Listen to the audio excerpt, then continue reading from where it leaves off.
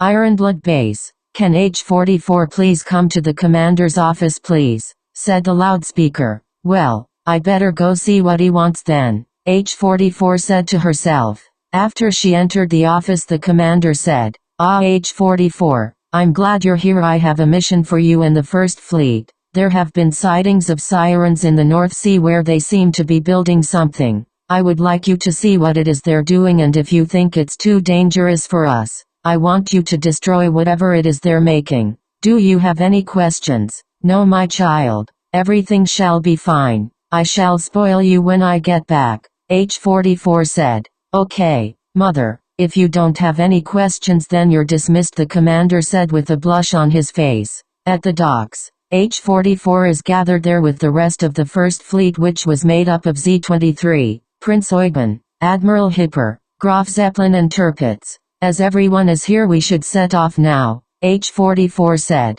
"This better be worth it for my plan," Graf Zeppelin said in a monotone voice. "Don't worry my child, if it's a weapon then we could capture it instead of destroying it, as long as you let me spoil you when we get back," H-44 said with a closed-eye smile. "Why yes, of course," Graf Zeppelin said in a panicked voice. "Anyway, let's go then," H-44 said. "Actually I think Hipper could do with some pampering," Prince Eugen said. "Ah," Hipper said before she was interrupted by her sister. "To make her feel better about her breasts aren't growing," Eugen said with a teasing smirk on her face. "Why you, Baka," Hipper screamed in outrage. "There's no need to be shy dear," H-44 said as she smothered Hipper in her chest. H-44, I don't think Hipper can breathe," Z-23 said in concern for her comrade who was slowly turning blue from lack of oxygen. "Ah, okay then, let's get going then," H-44 said as she released Hipper and started to leave the harbor. Everyone else just sweat dropped from her sudden change in character, with a worried expression on their faces from what they imagined they would face when they returned. "Hey, wait for us," they all shouted after her, as they all scrambled to catch up with her, not wanting to be punished when they got back. Meanwhile at their destination, "Observer, is the portal machine ready?" "Yes, my Empress. All we'll need to do is flick a switch on it when the target is in range, then they will be taken to another world never to return," Observer Alpha said. "Excellent. It was about time we got rid of that tiresome H-44 inches," Arbiter said while laughing evilly. "Before they get here I want everyone into positions for the ambush. We cannot afford to mess this up." "Yes, my Empress," all of the sirens said. "Here they come, everyone in position before we're spotted," Arbiter said. The sirens all scattered to get into their positions. "With the ship girls, get ready my dears. We're almost there," H-44 said as began to approach the area. "Whatever they're building, they certainly aren't anymore," Admiral Hipper said as they observed the area from a distance. "Don't let your guard down everyone. For all we know this could be a trap by the sirens," Z-23 said sternly. "Well, then should we go and check to see if it will be a problem for us in the future?" H-44 asked the others. "Yeah, hey," they replied. After 10 minutes of searching, Z-23 came across a strange machine. Wondering what it was, she called out to the others. "Guys, I think I've found something." The others all gathered around the device. As H-44 got there, she looked up to see this. "Imagine it's floating on the ocean." "Well done, my child. You found what we were looking for," H-44 said as she bear hugged Z-23. Please stop," she said flatly in response. I wonder what this does," H-44 said as she touched the smooth surface of the metal. "Ha ha ha, you fell right into our trap, Ironblood," Arbiter said as the sirens came out of their hiding places and surrounded the outnumbered ships. "Sirens," they all shouted in shock, quickly getting into defensive positions. "Observer, now," Arbiter shouted to the hidden Observer Alpha, who had managed to get the portal machine without the ship girls noticing. "Yes, Your Highness," Observer said as she flicked the switch on the portal machine. To the sirens' glee and the ship girls' horror, the machine began to suck H-44 towards it. Help," H-44 said in shock as she was dragged further and further in. Her comrades all rushed to help her, but they were too late as she was completely sucked into the machine, which immediately began to destroy itself.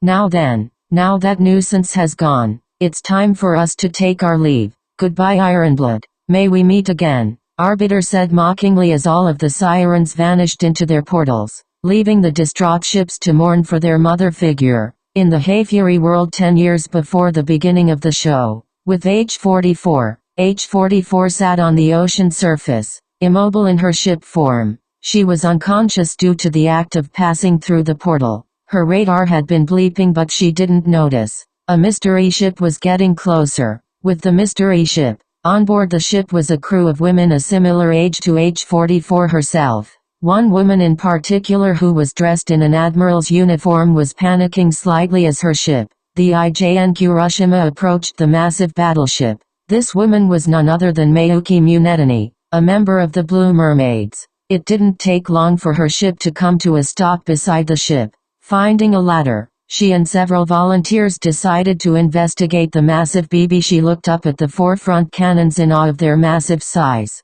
Looking around the ship and not finding a single person was a nerve-wracking experience for the boarding party. Splitting off from the others, Mayuki made her way to the bridge. Upon entering the bridge, she gasped in surprise to see an unconscious woman on the floor. Running to her side, Mayuki kneeled beside the female before shaking her. She continued to gently shake the unconscious girl when she got no response the first time. This time she stopped when the woman showed signs of waking up. When the girl woke up, she looked around herself, seeing the familiar side of her bridge before she then became defensive upon spotting the other occupant in the room. "Who are you?" "My name is Mayuki Munetani, captain of the IJN Hiroshima." "Who are you?" Mayuki said calmly. "I'm the battleship H-44, the very ship you're standing on," H-44 said, making Mayuki even more confused than she was already. "What? But how?" she asked in confusion. After a long explanation, Mayuki then said, "How about I give you a name? As if your name was a ship, it would make people very suspicious." "Okay then, what do you suggest?" H-44 said.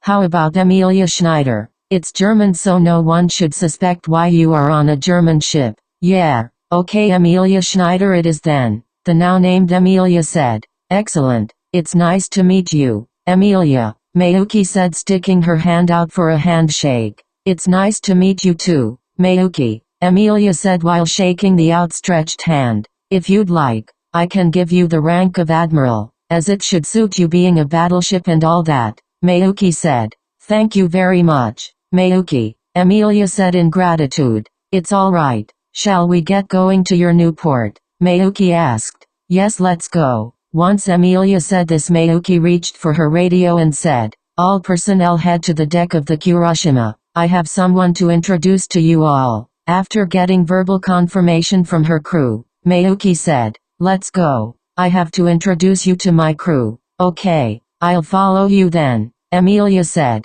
On the deck of the Hiroshima, "Ladies, I would like to introduce you to Admiral Emilia Schneider and commander of this ship, the KMS H-44, Mayuki said. "Does anyone have any questions?" "Admiral, how is it possible? The H-44 was never built," one of the crew members said. Can I tell them?" Mayuki said, turning to Emilia. "Yeah, sure. It should clear things up in case something strange happens," Emilia said thoughtfully. "All right then. Ladies, what I'm about to tell you can never be repeated unless you have my or Emilia's authorization. Do you understand? Failure to do so will result in punishment for the person involved." "Yes, Admiral," the crew members said at once. After a long explanation, the crew were shocked, to say the least, but out of fear of the punishment, they all agreed to keep it a secret. "Now that is settled, let's go back to port," Mayuki said. After saluting the two admirals, all the crew members quickly left to prepare for departure. "Emilia, when we get back I would like to introduce you to my daughters. I think they would like to meet you considering they all want to join the Blue Mermaids with me." Okay, it's been a while since I've pampered someone," Emilia said with a gentle smile on her face. "I have a feeling that since they will probably be seeing you many times, they'll probably see you as their aunt. I would be honored to be their aunt," Emilia said. When they got into port, the people surrounding the area were shocked to see the massive battleship following the Hiroshima, as it dwarfed the battleship. They were particularly horrified to see the 20-inch cannons, which were bigger than those on the Yamato, their biggest, most powerfully armed warship. Waiting at the dock was Mayuki's husband with their 3 children. When Amelia and Mayuki disembarked, the 3 girls all rushed to their mother as fast as their legs could carry them while screaming "Mama." They all launched themselves into their mother's legs, chest and stomach, hugging her for dear life. When they let go her husband, they came up to her and hugged her and gave her a kiss on the lips and said, "Welcome back, my dear. We've all missed you. Well, after this I should be around more often, as this was my last mission at sea," Mayuki said with a light smile on her lips as she hugged them all. Looking over her shoulder, Mayuki's husband spotted Amelia, who was patiently waiting for their reunion to finish, and said, "Mayuki dear, who's your friend over there?" "Oh, that is my new friend and sister figure, Admiral Amelia Schneider. She's the captain of the large battleship that followed us into port. She's also the one that will be taking over from me when I retire from active sea duties," Mayuki said while gesturing for Amelia to come over to them. "Kids, I would like you to meet your new aunt, Amelia," Mayuki said to her children. However, instead of introducing themselves, they all hid behind their mother out of fear of the new figure. Instead, the only male there decided to save his children some embarrassment and show them that there is nothing to fear by introducing himself first. "Hi Amelia, it's a pleasure to meet you. I'm Mayuki's husband," he said, outstretching his hand for a handshake. "It's nice to meet you too. I'm sure we'll get along fine," Amelia said while shaking his hand with her own, with a kind smile on her face, getting courage from seeing their father introduce himself and not get any repercussions. The children then introduced themselves. The eldest one said, "Hi Auntie, I'm Mishimo and I'm 8. The second eldest one then said, "Hi, I'm Mafuayu and I'm 7. Then the youngest one said, "Hi Auntie, I'm Mashiro and I'm 6. Can I have a hug please?" "Of course child," Amelia said while lifting Mashiro up into a hug, holding her onto her chest, where Mashiro began to fall asleep from the softness of her pillow and all the excitement of the day. There child. Rest your eyes for a while," Amelia said softly. "Dear," Mayuki said to her husband, "Amelia will be staying with us when she is not at sea." "Of course dear, it's no problem. We would be happy to have her, wouldn't we girls?" he said to the remaining 2 girls who were awake. "Yay, Auntie's staying," the 2 girls said in excitement. "Now then, shall we go home?" Mayuki asked. "Okay, let's go," Amelia said softly while still carrying a sleeping Mashiro who had buried herself into her chest.